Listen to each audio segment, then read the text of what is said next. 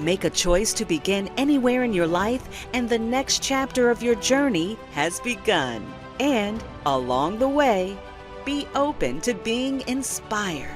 Listen to the conversations led by Dr. Wayne A.I. Frederick, Howard University Interim President, President Emeritus, and Charles R. Drew, Professor of Surgery, on The Journey.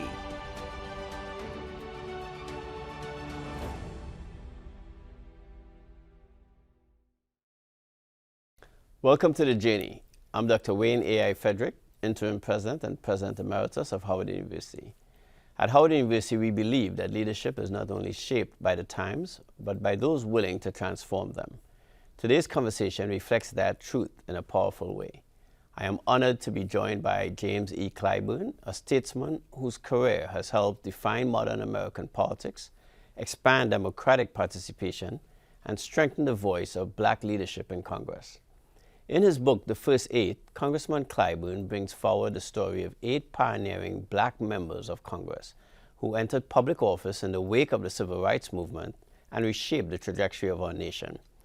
This conversation is about more than history. It is about legacy, responsibility, and the enduring power of representation. From his upbringing in South Carolina to his leadership in the United States House of Representatives, Congressman Clyburn's journey offers lessons in courage, coalition building, and principled leadership. So let's begin the conversation. So good to have you on campus again. Well, thank you very much for having me back. All right. And so, fascinating book. We probably don't have enough hours to discuss every aspect of it, but I'm going to jump right in. Sure. Why a book about the first 8? What was your driving force behind the book? Well, there are a couple of things. Basically, so many people think that I'm the first African American to come from South Carolina and serve in the Congress, but I'm the 9th. And people are sometimes amazed to find out that there were 8 African Americans from South Carolina before me. But this book is not just about those 8 people, but about why there is 95 years between the 8th and yours truly, number 9. Right. And the reasons are sort of what we're experiencing today. And so I wanted to write this book so that people can know that the things that are happening today aren't new. These things have happened before. And so I call the book a cautionary tale, so that people will know that just because a thing has happened before doesn't mean the result has to be the same. And so with that in mind, one of the things I found fascinating in reading the book is the fact that these weren't just 8 men who were there. They were influential in different ways, and how they came to be there also was very different and very telling. Absolutely. And with that in mind, maybe you can tell us about 1 or 2 of their stories as to how they got there. That is very much reflective of your own story and your own family's story. Absolutely. You know, to begin with, of the 8, only 3 had ever been enslaved. And they got their freedom in 3 different ways. Joseph Rainey's father bought his family's freedom. And of course, George Washington Murray, number 8 in the group, was the only one that was emancipated. The star in that time was Robert Smalls. And most people know that Robert Smalls got his freedom by escaping from slavery, and in a very, very dramatic way. And he made, I called him the most consequential South Carolinian who ever lived. Now that doesn't sit well with some of my friends, but the fact of the matter is, factually, I think that's true. I don't think any South Carolinian who ever lived has had the impact on this country that Robert Smalls had. And so if you look at the other 5, one was a minister who had been educated at Wilberforce University and HBCU in Ohio. Another was educated at Lincoln University and HBCU in Pennsylvania, and went on to become the first president of South Carolina State University, my alma mater. And of course, Richard Kane, who went to Wilberforce, became the 14th bishop in the AME Church. So you had some highly educated folks. Robert Brown Elliott was probably the most prolific orator of his time that people don't know about. Now, this is the same time Frederick Douglass was living. So everybody knows about Frederick Douglass. That's right. But Frederick Douglass was sort of cerebral. Right. Robert Brown Elliott was a very efficient, effective attorney who practiced his craft very well and became Speaker of the South Carolina House of Representatives. South Carolina had 2 African Americans who were Speaker of the House. And so when you look at all of that success coming, doing Reconstruction, and then it says, what happened?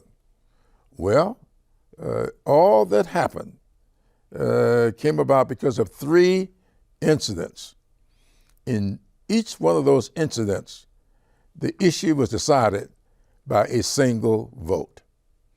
If you look at the impeachment of Andrew Johnson, the Senate failed to convict him by 1 vote. If you look at the end of Reconstruction, the committee that recommended the events that ended Reconstruction, the committee was 15 members. The vote was 8-7 to end Reconstruction. The beginning of Jim Crow, the vote was 185 to 184. And so another thing about this book is to say, most especially to young people, don't you ever believe that 1 vote does not make a difference. And so this book is really a cautionary tale. And that's an important tale. As you mentioned, Andrew Johnson. Andrew Johnson actually was the president who signed Howard into existence on March 2nd, 1867. So I also try to remind our students that the democracy that is our lifeblood of our country, it swings back and forth. And that pendulum swings in wild ways, right? So absolutely. And I say to people all the time, don't get too upset about that, because that's been the way it has always been, and I suspect it always will be. But I also say the pendulum goes left for a while, then it goes back right, and then it goes back left. Now the problem is, how long does it dwell, left or right? Right. And also, you should know that when it's going right to left, it passes through the center. That's right. And when it's going left to right, passes through the center.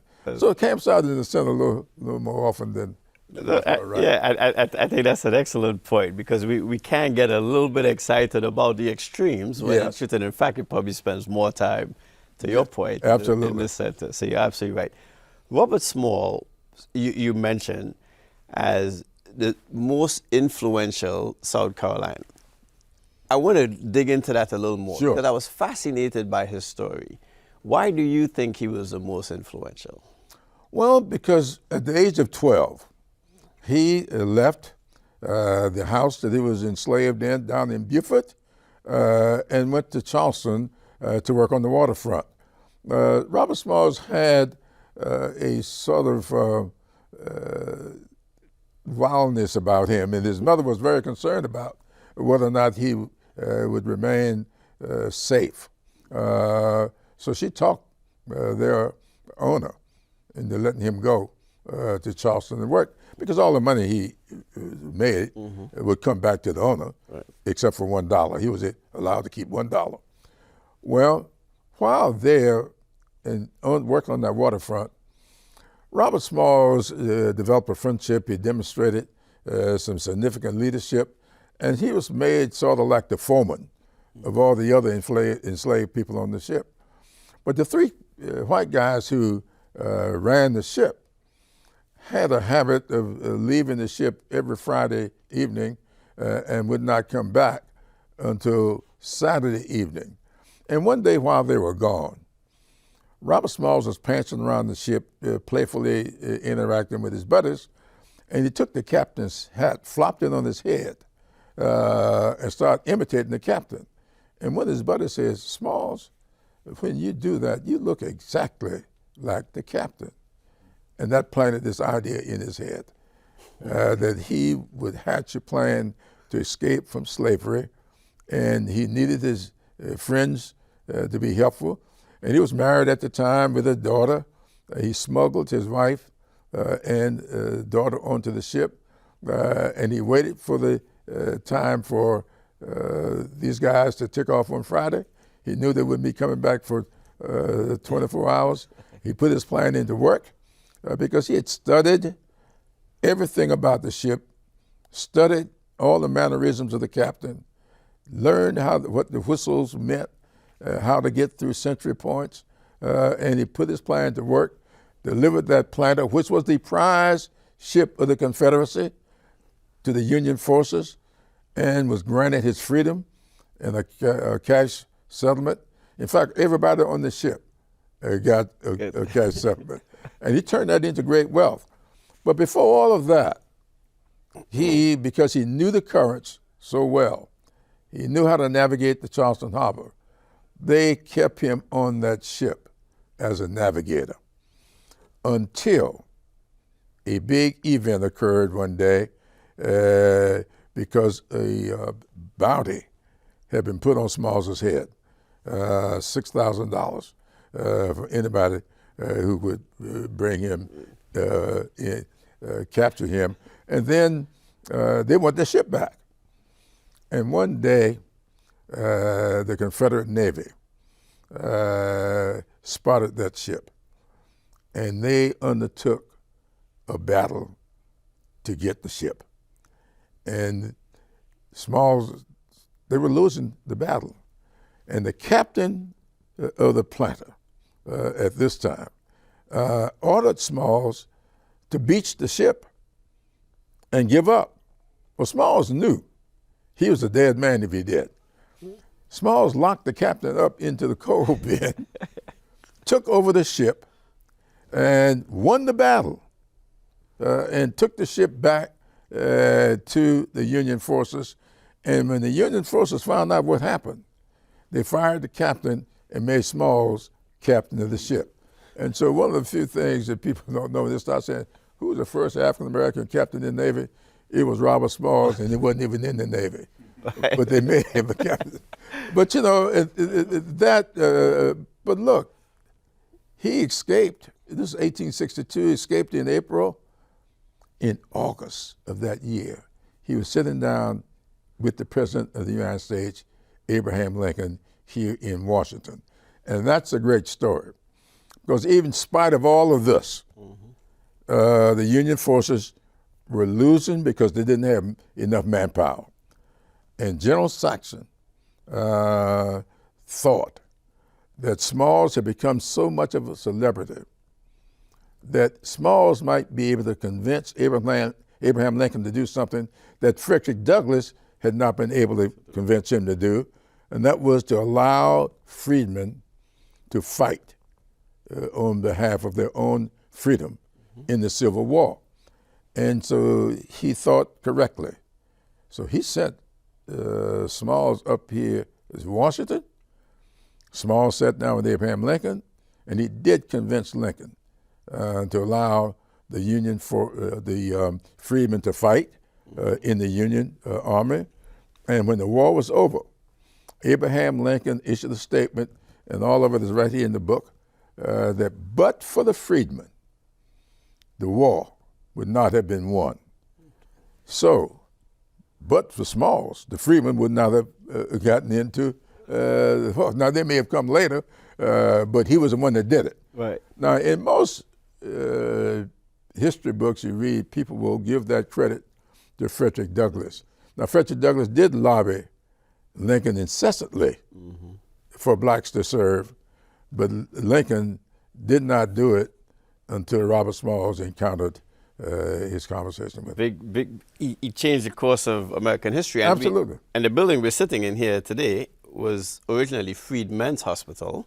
Yes. Named after the same freedmen who were moving from the south to the north. Absolutely. And this predated the university, actually, by 5 years. This building Absolutely. and the hospital started some 5 years before the university. And, of course, one of these generals gave the school its name. That's exactly right. Oliver Otis Howard. That's exactly right. Howard. That's exactly right. So with that in mind, I think You know, one of the things you give a significant deference to Robert Smalls. I'm going to embarrass you by this, but at the end of the day, the ninth congressman, probably in my humble opinion, will be known as the most influential at the end of the day. Because when you look at our political system, there are few people that influence American politics today at the presidential level. And obviously, you've done that well documented with Biden's nomination, and as they say, the rest is history. With that in mind, especially as you wrote the book and you want young people to recognize that there is a significant parallel in terms of what took place for those 8 and now as the 9th, what are some of the things you want young people to be thinking about from that era that is so germane today, and even with your continued optimism about our democracy? Well, the main thing is these 8 men did not always get along. And there's a reason for that. They did not have the same backgrounds, and therefore they didn't have the same experiences. I mean, Robert Smalls, enslaved. He never had a formal education. He did hire people along the way to teach him, but he was the one who introduced the resolution in the 1868 Constitutional Convention in South Carolina that led to free public education for the first time in this country. A guy who wasn't even educated himself. You saw Robert Brown Elliott, a prolific attorney. DeLarge, who's number 3 on the list, some people put him as second on the list. He and Elliott could not get along at all. Elliott didn't like him, really hated him. But when they went after DeLarge and started trying to kick him out of office, it was Robert Brown Elliott who came to his rescue, who was his attorney and fought for him. And so that's one of the things I want young people to understand. You do not have to always agree in order to unify on behalf of whatever the issues might be. I think that people get confused with the words unanimous and unity. I was married to the same woman for 58 years. I know what it is not to be unanimous. But so I want, when you look at these backgrounds, these experiences, how they interacted with each other, and one of the laws that they passed from the 1875 Civil Rights Act is still in existence today. When lawyers go into court today, the case, the part of the law that they use is called 1983. That's the name of the code. That is still in existence today, and it's the most effective civil rights law there is. And it was passed by these guys. And Robert Brown Elliott, Richard Kane, all of these people collaborated, they put that together. And so to tell young people, it does not matter what your background may be. It does not matter what your experiences may be. We all have roles to play, and you can learn from these people the diverse backgrounds as they may have had. One of these guys, DeLarge, even owned slaves himself at one point. Mm-hmm. Yeah. I'm fascinated by the fact that as we traverse, the present and the future, we talk about technology, we talk about all these things, the same basic human instincts still prevail from Absolutely. One generation to another. And with that in mind, I guess one of the other things that fascinated me about the book is the current time. And you're right. So let's look at the Democratic Party. You have people who I like to describe as left of left. I think most of them come and stay on my campus for one reason or another. Yeah. And you have people who are at the center. Yeah. A large difference in terms of the party. What is your advice to young people as they go to the polls, as they listen and get information, as they try to think about how to back candidates, especially with that description you've given of how different these people were, but still came around certain issues to make sure that Right. certain things were done. Yeah, and they kept their beliefs, did not always vote the same way. There are time after time in this book you see where one or two of them did not agree with the end result. And sometimes it's because the way they got there, sometimes because they left something out. Education was always a very, very important thing to all of them. But the folks who were trying to implement Jim Crow were trying to deny education. And there was one particular, Rancia refused to vote for the Civil Rights Act because it didn't cover education. So I want young people to do as John Lewis, the late John Lewis, who I served in Congress with, and who I became friends with as 19-year-old college students. John used to always say, keep your eyes on the prize. And it was great that he would say, we recently lost Jesse Jackson. He always says, keep hope alive. And, and it's biblical.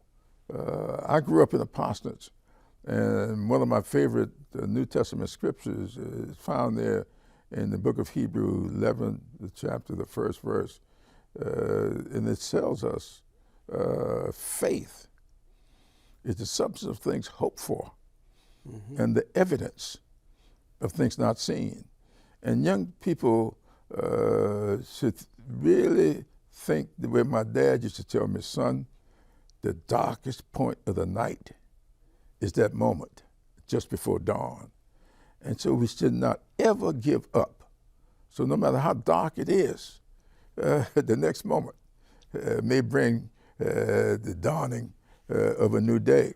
And so I think that these people, though they lost all their political influence, went from South Carolina one time having 4 of its 5 Congress people who were African Americans to 0. But the last African American to serve in Congress during this period was from North Carolina. He gave the great Phoenix speech. A lot of people talk about Congressman White. And we should always maintain hope. As Jester said, keep it alive. My mentor, Dr. LaSalle Ford, used to say that as a cancer surgeon, which I am as well, that hope is the anticipation of tomorrow. Yeah. And there's nothing like giving people that hope. Absolutely. That anticipation of tomorrow, it creates so much, Absolutely. so many things that you can do. Just to probably bring this home, to make it a little more personal in the few minutes we have left, I've had the opportunity to visit South Carolina, to visit your home, to play in your golf tournament, for which I'm very grateful that you still do that to support HBCUs. One of the things that I was very impressed with, that I went away with, that I talk to my kids about, it's my 2 kids, about family traditions, about family. I talk to them about it all the time, that we have a responsibility to pass those things on. I saw that alive and well in your home. What about your upbringing and your current relationship with your family has influenced what you have done for us as a nation, the most? My father was denied an education beyond the 7th grade himself. And I didn't know this about him until about 4 months before he passed away. And he was 80 years old when he passed away. And when I found out, he told me that he didn't ever tell us, because he didn't want us to think there was any utility in dropping out of school. And I noticed he had these rules that I didn't appreciate much at the time. Like every morning before breakfast, we had to do a Bible verse. Every evening, after we finished our homework, we had to share with him a current event. We had to read the newspapers. And so that kind of thing is what got me really interested in current events, in politics. I latched on to the election of Harry Truman, who himself did not have a college education, but now recognized as one of the best. Everybody put him in the top 10 of all the presidents we've had. And so I say to my 3 daughters all the time that you learn from each other. You're sisters, but you've not had the same experiences. And I bring them into my decision making. So I say to the families, be sure that you bring, especially when your children get of age, that they can be a part of that. And even when you're going to do what you think you want to do anyway, bring them into the discussion and let them feel a part of what you're doing. So I think it's important, especially on college campuses. HBCUs do something for students that no college can do. They provide administrators, professors that have had similar backgrounds and experiences, and they understand. Ron McNair, I always talk about Ron McNair telling me that although he got the PhD in physics from MIT, the reason he was a successful astronaut was because of North Carolina A&T. And the classes he had there, the teachers he had, and how they allowed him to remediate in areas where he couldn't. Especially you grew up in a little tobacco town in South Carolina like Lake City is, and at the time he grew up, he could not even use the library in that town. Right. So these are the kinds of things that you go to an HBCU, you find on that campus other people who understand exactly what you've been through, and you ought to listen to them. Exactly, absolutely agreed. And obviously, the first 8 probably is going to be required reading on in my political science department. As a university president, I don't get to set the curriculum, right? But I certainly, I'm pretty sure that my political science department, my history department, this would be one of the required readings long after I'm gone. Well, Congressman Clyburn reminds us that progress is never accidental. It is the result of vision, sacrifice, and an unwavering commitment to justice.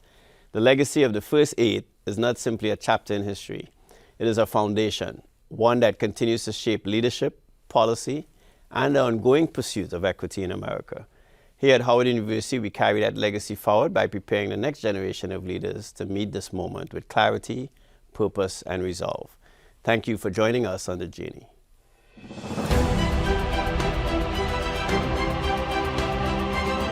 This program was produced by WHUT and made possible by contributions from viewers like you. For more information on this program or any other program, please visit our website at WHUT.org. Thank you.